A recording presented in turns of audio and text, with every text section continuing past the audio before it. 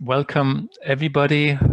Thank you again, Milda and Rita. Thank you again, KÖRYBINŽ JUNGTYS team. I'm still learning that word. Very nice to be here. Sorry, I don't speak Lithuanian. You have to bear with my English here. Yeah, I've been introduced already. I'm Armin Hottmann from Berlin. I'm the managing director of Kultuuring, and I really have a very long background of media education. That's still my interest, which I partly follow, as well as running a lot of the things in the Kultuuring. Raus aus der Ecke, Milda, well done. You said that really nicely. Is a theme I've chosen. We wanted to choose something German. It means kind of raus means out, get out, aus der, out of the Ecke is the corner. So kind of getting out of the corner. It's not a proverb or anything, it's kind of a saying. It has, for a lot of people, maybe a negative saying where it comes from. It has been used maybe in old days in schools where kids had to be in the Ecke, had to stay in the Ecke, but it also refers to people who have been maybe a bit left out, and that's kind of part of what we do here. We do a lot of work in the area of culture, and we do a lot of work with people. So I think that connects quite well, this culture and people.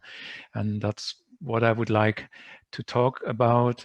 20 to 25 minutes of presentation I prepared, and please feel free, or please ask me or ask some questions afterwards, because I can't see you. Would be nice to get some feedback, and I'm very curious to find out afterwards, at least, who is kind of with us now.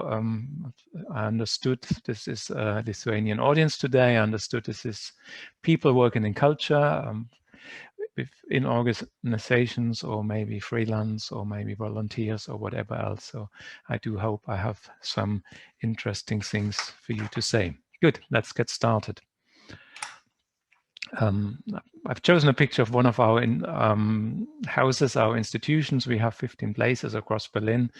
This is one of our recent one. It's called Gisela. It's a little gallery and a network space, and it represents quite well the work we do. We do a lot of work in culture. I think our name already, Kultuuring, is like a ring of culture, you could somehow translate. So there's lots of cultural things put together into a bigger group. We do lots of work with artists. We work a lot with people from the local communities, artists, not only artists. We do a lot of work in the area of visual arts, literature, history, a bit less in music. I hope this will grow a bit. We are funded 100% by public money. This is money for cultural support. This is money for re-employment schemes we do, bringing people into work, and we do run a big national volunteer program. So we kind of try to get money. This is part of my main job, to make sure we can finance all our things. What is our story? I've translated our German slogan. It's not as nice in English, but just to give you an idea what we kind of, when people ask me who we are, what we do, I try and say something along that line. It doesn't really say a lot in detail, but it gives the bracket where we are. We are more than 25 years, I think 27 years nearly old now. We have grown out of the Kulturbund. I guess nobody knows the Kulturbund unless you have a special interest in German history. The Kulturbund was a very big, the big cultural umbrella organization in East Germany. Because there were different setups. You could not just start your own society or charity. So they provided this big umbrella. It has grown up, started in 1945 as a democratic movement when East Germany started, and has been very big with lots and lots of houses everywhere in East Germany where people could meet for all sorts of cultural activities. This has stopped in 89-90, and out of this 94, the Kultuuring has developed as the Berlin child, and we follow somehow the overall ideas, but we've developed quite differently in some other things as well. This is a little bit of our history. Found a photo. This is from 1988. This is one of our other institutions. It's a photo gallery, and it was the first communal photo gallery in East Germany. And we still run that gallery. We still mainly to do with photo exhibitions. It has quite a documentary kind of social critical perspective. We have 15 of those places in the whole of Berlin, and we do lots and lots of different projects. In non-Corona times, we would have about 700 to 800 events. They're often very small-scale local events, maybe just with 20, 25 people, sometimes bigger events. We do lots of local projects. We do education projects, and we do a lot of literature, and I'll talk a little bit about this later. Here, maybe a little map of Berlin for the people who know Berlin. Our places is where those blue little markers are. So we're quite well spread. Originally, we've been only in East Berlin, and we've spread all across. We are now in the whole of Berlin, and we have 12 boroughs in Berlin. And apart from one, we are present everywhere with what we're doing. We are a registered charity, so we are non-profit. This gives you special tax status in Germany. We have 15 people full-time staff. We have about 250 people who work as national volunteers or on re-employment schemes.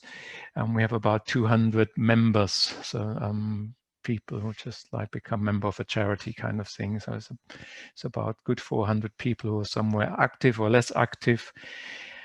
We have quite a lot of publicity in Berlin. Our website is sadly only in German still. I hope we can change this soon. We do a lot in the area of video, which is also one of my interests.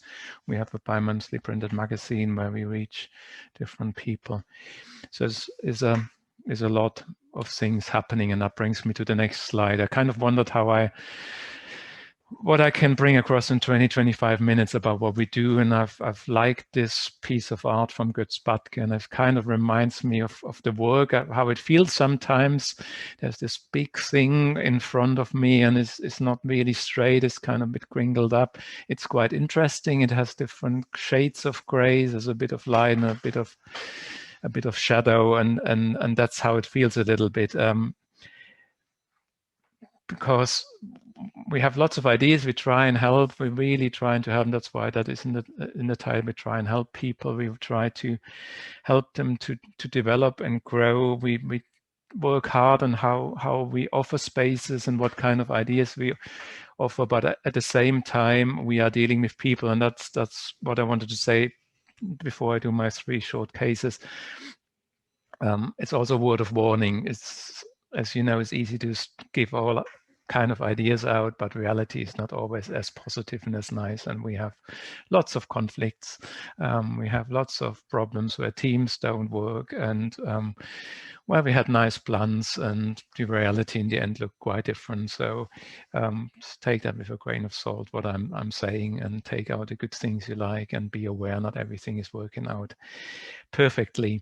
Good. I have 3 things I wanted to bring now offer to you, and it's all to do with working with groups of people. It's all to do with culture, and it's all to do with some ideas how we try and help people. And most of the projects have to do with a group of people who is maybe more at the fringe of society, which is not I don't want to use this upper middle class thing, but in a kind of a established part of society, people who have kind of lost a bit being part of society in groups. So that's a very big group of people we have, and that's what I would like to bring to you. I've chosen as first theme, I've chosen local history to give you some ideas about what we do in this area of history and local history especially, and how we try to work together with people who are in those projects. This is a picture of the wall. In '89, we had the 30th, in 2019, the 30th anniversary in the fall of wall. And it's still a very present theme in Berlin. I think for the Berliners, people who live here, they're sometimes tired of this, but I think you can't avoid living in Berlin and not seeing the the wall, which is still a little bit visible.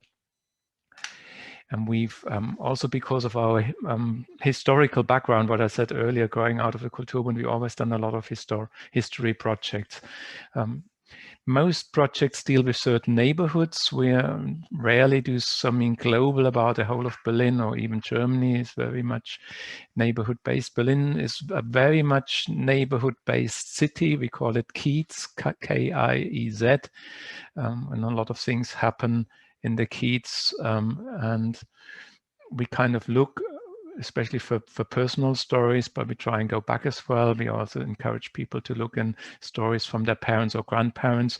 We've done a lot of work looking into the Nazi times, persecution of Jews and homosexuals is two research projects where we've done a lot of work, where people go into archives and look things up. We do a lot about wall stories. We have one interesting project at the moment about the borough of Friedrichshain and Kreuzberg.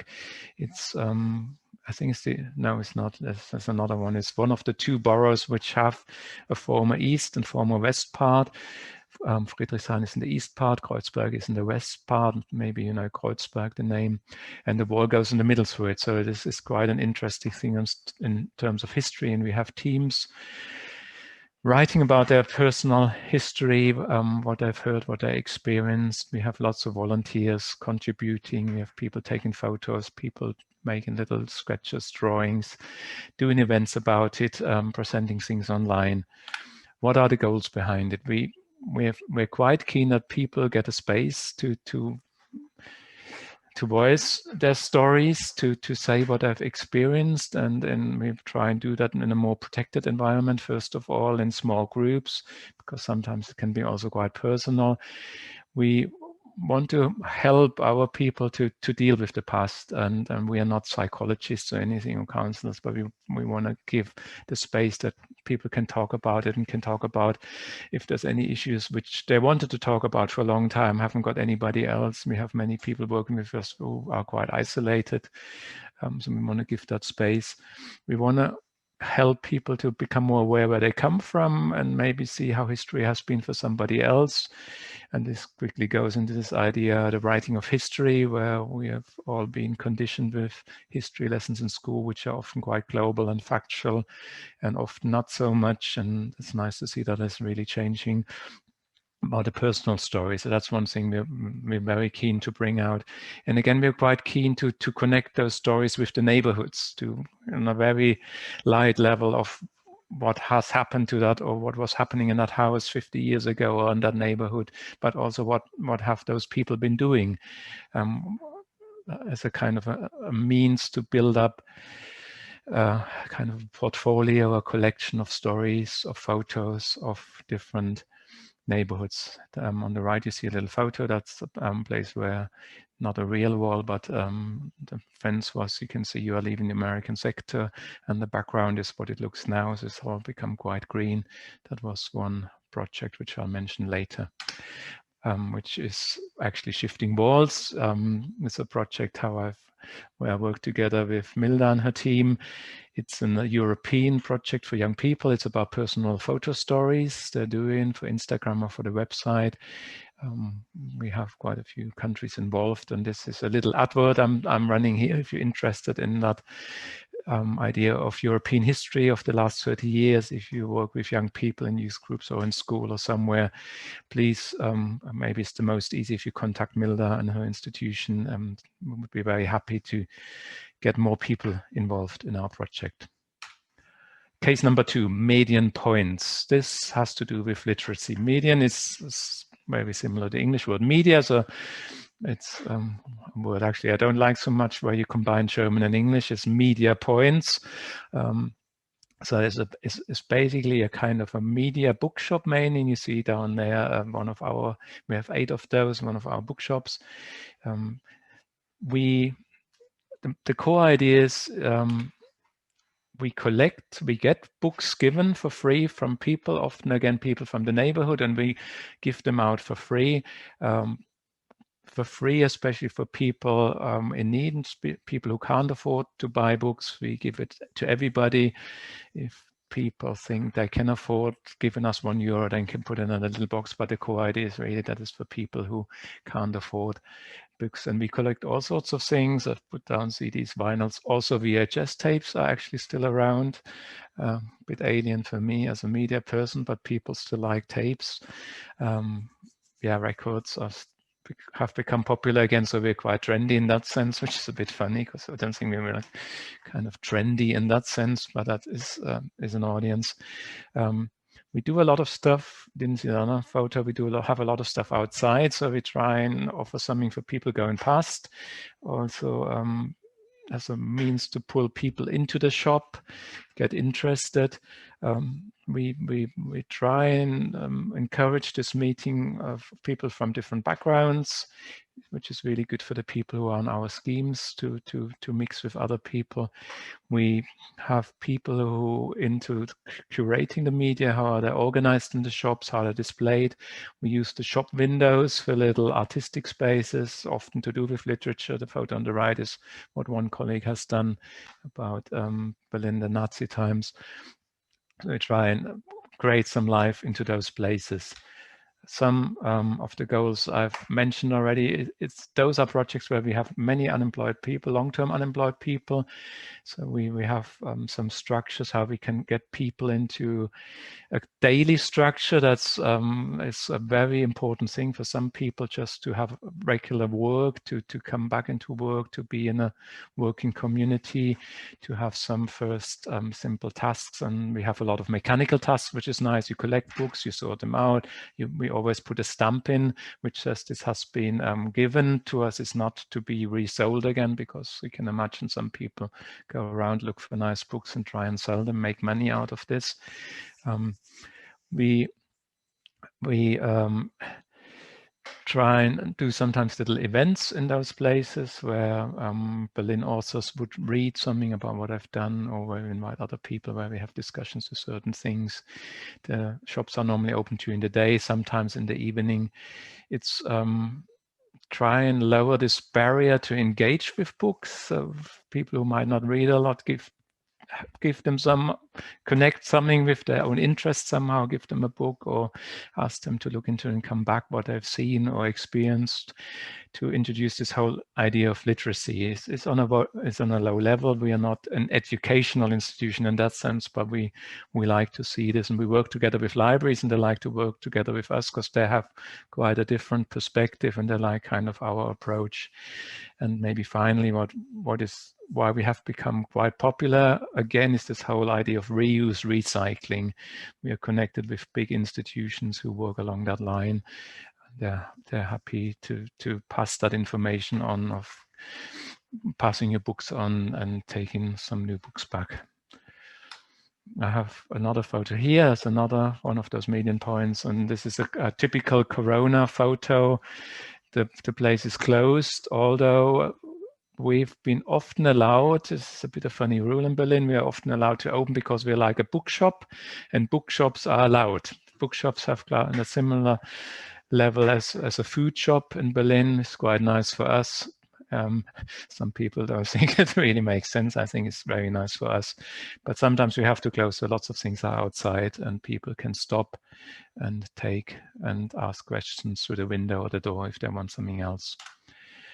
The final case is the Lange Nacht der Bilder, the long night of the pictures. This is very much a visual art project, and this is very much where we support mainly local visual artists in their work. It's a half-day event this year. It's on the 3rd of September, so if by then things look a bit brighter, which we all hope, maybe you can come to Berlin and go around. It's normally about 150 artists are involved. They show their work in their own studios, if they have little studios. If not, we offer and organize spaces for them. We organize tours where they go around. We have some guides. In non-Corona times, we did that with buses, or with live music in the bus as well. We have done it with bikes in the last autumn, or walking around. We get a lot of public funding for this from the borough of Lichtenberg. We try hard to do things outside. We to be visible, because in Berlin lots of things are happening. It's not always easy to get people inside the institution, and we do a lot of things on digital platforms. We do a lot of video portraits of artists. What is kind of behind it? Where do we want to help? We're really quite keen to help those artists who struggle to make a living, who struggle who are not seen, to give them a space to be seen. Still, not everybody wants that, of course, but quite some people like that. Quite some people are happy if we make a video for them. We like to connect them with other artists, so we do networking events. We try and again connect that artist work with the local communities of where they work. So we try and bring that together sometimes in specific corners, especially in highly dense corners with a lot of population. And we kind of try and connect that with the work of the local authority who is in charge of culture, and they don't really have that access what we have to the people themselves. So it's in the core not such an unusual project. I've heard in Lithuania you do bigger events with many artists, but I think how we try and approach it in the neighborhoods is where we have our strength.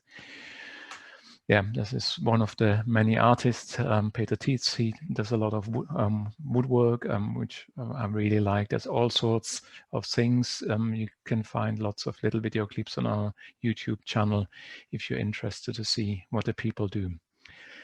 Good. This was my main presentation. Connect with us, I wanted to put in the end, and I do mean this.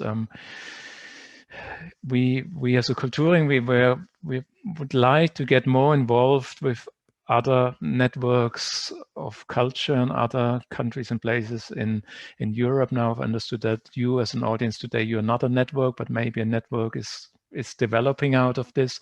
We would be quite keen to work with other institutions who are a bit bigger and have different kind of work, because I think that is really missing. I've doing it in the media education, but I would like to see this more for our whole Kultuuring as such. So please get in touch either directly with me or through Milda's team, or maybe through the chat quickly or whatever else we have today. And I've put a few links down here, or maybe we can put that out again. Website in German, Instagram, we've got a few things with different channels as well, not only our Kultuuring ones, quite a few videos, Facebook, some work, not as much for the whole of the Kultuuring. Good. I have not looked on the time at all, so I don't know. I think I'm in time. I have 2 minutes left. Okay, good. Thank you very much. Thank you very much for listening. Thank you very much for your interest. Please ask questions to any of the things or other things. I'll be very happy to try and give a good answer. Good. Thank you, Armin. Thank you. Thank you for sharing the experiences and the examples of the work that you are doing in Berlin. And thank you for the reminder that you're open for the questions. Taigi dar kartą primename, kad laukiame jūsų klausimų. Taigi prašom rašykit savo klausimus ir mes juos būtinai užduosime Arminui. So while we are waiting for more questions, Armin, when you're speaking about the projects that you're doing, it looks like it's so easy. It's so easy to implement, to invite those people, and they are coming, and this is all happening, But I believe that there's very hard work behind, not only the hard work, but also the right attitude and creativity and, designing these spaces for the people to come, for them to feel invited. Could you tell us what are the most important things that you need to think of or that you need to prepare before you start inviting people, like different groups of people, difficult groups of people? Oh, that's a big question, Rita. Yeah, I said a little bit in the beginning with my word of warning. It's not always very easy with the audience we have. So we have some vision, we have some structure of what we want to do within one of the areas of one of the projects, and I have a small team of coordinators where I'm in touch very regularly, where we, like a steering group, you could maybe say in English, where we look at what we want to do. So we have an overall plan. But we always, because we're publicly funded, we always have to be in touch with the sponsors. So I think that's in the initial stage the most important thing, because we have to apply. Let's say that long night of the pictures, we have to apply for money first of all. Then they say yes, they give us the money. So then we enter the next stage. Then we have to make a plan. Who could take part in what of the planning? Who is doing publicity? Who is running the centers? And I think what is just very important is that, partly most important for, let's say, just this long night of the pictures, how can we get in touch with all the artists? So all this networking thing. And I have a lot of people in the communities, but we don't always want to address the same people, because there's always, you can quickly have your in-gangs, you have the same people coming every year. So how can we approach new people? Social media, of course, is often very helpful. But then as well, we need to get our team involved with different jobs on that night, organizing drinks, organizing publicity, organizing the rooms, being in touch with the artists. It's quite a lot of levels of work, and yeah, and not everything works very well, as you can imagine. It's easy with photos. I like photos. It's easy to show a photo. Okay, as I see that we don't have so many questions from the audience right now, I think that we will have more questions later on.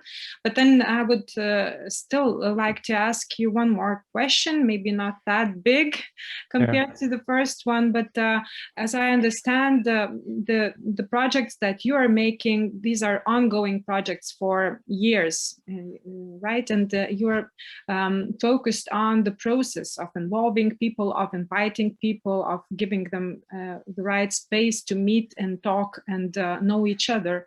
But could you share some achievements or some kind of nice, exciting results that you see through the years doing the work? Yeah, I think I would go back to people first of all. I see people who have been with us for more than just 6 months, for 2, 3, 4 years, and I can see how those people have developed over that time, how those people start to take over responsibility, especially people in those re-employment schemes, how they lead little teams themselves. I think that's, or some of those people then get what we call a job in the first employment market. So could say a proper job. That's always a bit sad for us, because then we're losing the people we've trained and had for a long time, but in a way that's what we're paid for. So those are lots of nice stories. I think other nice stories is when we have long running projects and we manage to keep them alive, we manage to develop them, to not do them exactly the same every year. And yeah, I think we get lots of little feedback from through the media, digital media, social media. That's also quite nice. But I think I would really think experiences with people. That's the very nicest, and that probably costs us the highest amount of energy, but that's the most rewarding when you see where good things happen. Yeah, sometimes I despair, I have to say, honestly, sometimes, but sometimes it's really exciting if you see that things work. I've just seen that Greg put a nice question in. Maybe I just read it out. Getting out of the corner. Who most needs to get out of Berlin's corners and connect with the work you do? You mentioned the unemployed supporting us artists. Who else? Yeah, I think that's a good question, Greg. Maybe a question you would, since you come from London, have maybe a bit less in London. Berlin is still quite a city in change and transformation. You can see it as a positive thing, but it's also then, if you see how it is for some people it's also a negative thing. Some people feel quite lost because Berlin is changing rapidly. It's getting more commercial in some areas. It's getting more and more expensive. Berlin used to be a very cheap city. It's a problem for a lot of people that they might struggle to pay for a home or have a home. This rapid change also means for a lot of people they feel not needed anymore with what they offer in terms of work, in terms of their stories, in terms of their histories. They feel kind of being overtaken. So I think there's a lot of hurts is maybe sometimes too strong, but sometimes it matches quite nicely where people come, and we just I think often things don't come out when you initially meet, but over a longer period. So sometimes it feels that we're more on the social side, but we're not social workers, we're really cultural workers. So sometimes I think we need to have more social workers for the things we're dealing with. And I think that's probably something we need to engage a bit more, because sometimes we feel a bit out of breath. And I'm not saying this as a looking down, patronizing, with all those people, all those problems. I'm, of course, not perfect myself, but in our dialogues, that's where a lot of issues happen. Okay. Can I join?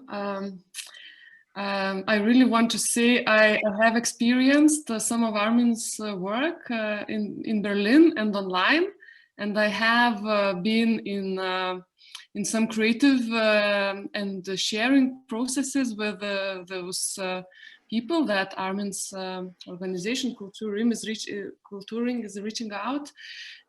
Some people who are, as you, Armin, said, lost this possibility to be within the society, in a way.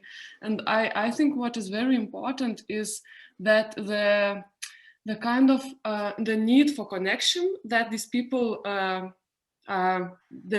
communicate, and this willingness to talk, to tell your story, to hear the other people's story, and the stories that are told. I think we would the society is losing a lot when these marginal, let's say, voices are not heard, because the stories are so unique, and with this humbleness that they are expressed, and with this openness for contact, I can imagine that that is hard to reach, as you say, and that's a big work. And until somebody from isolated people, from with low maybe self-confidence, to get it to the point where those people are coming to an international workshop and interacting, with people they don't know. I can imagine it's a long way, but the result of that and the quality of human connection that this brings, I just want to make this testimony that it's really powerful. And I think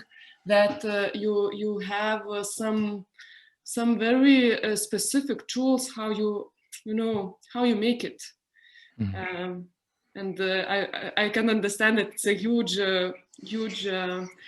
set of competence behind the scenes, so to say. So I just wonder if you have any thoughts of what exactly are the factors that help you to create this. You also involve arts in that.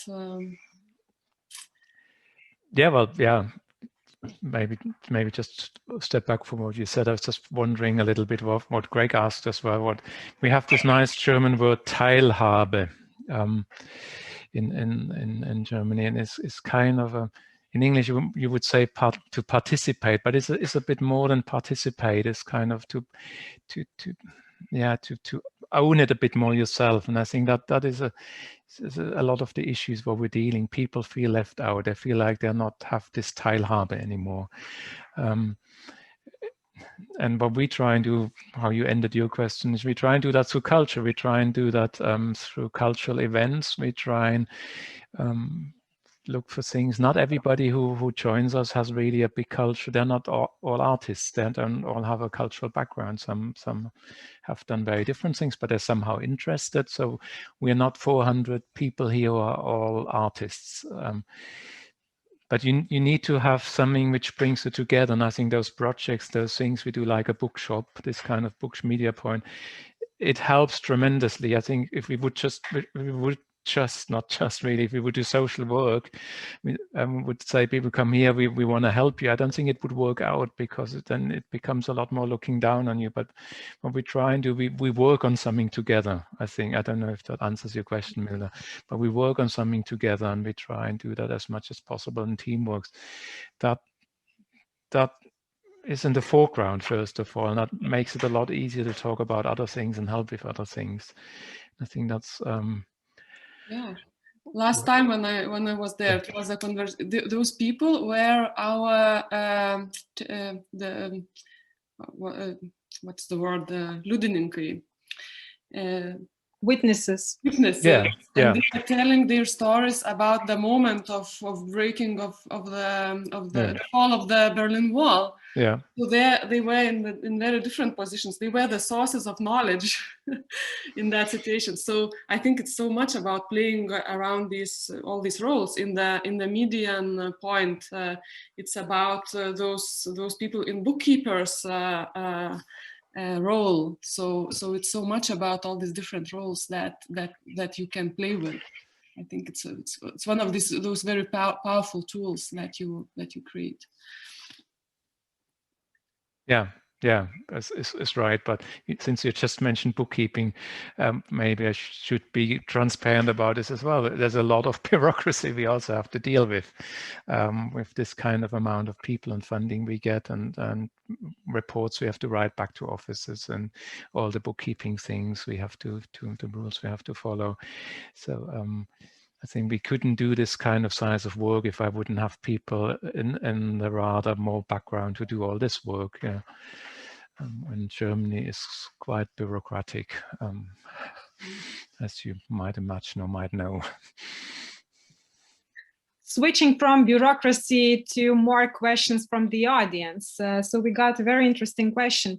Could the practices that you are applying in Berlin, in Germany, could these be applied here in Lithuania? Meaning that, are these approaches universal, as the culture is universal? And also adding to that, how much research on the local market, on the local culture do you need to make before starting these? Yeah, that's a very nice question, and this is, I've wondered about it when I did that, and I've talked a little bit to the team here. When the team here from Vilnius had some very good questions. I think in general you could all of those. You could do that everywhere, really. It's a bit up to your audience. I think if you like this bookshop idea, and I remember Milda said you have many like phone boxes or boxes outside with books. I think to do a local bookshop, doesn't have to be in a city, can be in a small town or in a bigger village, is possible. But it's kind of the same things what we had to go through when we started. You have to say, how do you finance it? How can you, or maybe somebody gives you a space. So kind of the financial space background. Yeah. Research is good. I would assume in Lithuania people like books in a similar way than anywhere else in Europe. So I think in that sense it's quite a universal thing to come together. And I think the sharing and reusing, I think anywhere in Europe I would have thought is very similar. So I think there's a lot of similar things which you have, but yeah, probably need to look a little bit more local, and you need a support team. What we realized, especially with the groups of people who you need to have a support team, because then somebody is ill or somebody can't help. If it's based on too little people, it becomes too hard, and it's just stress. So you try and find a network of volunteers or people who get funding from somewhere else who want to join in order before you get started.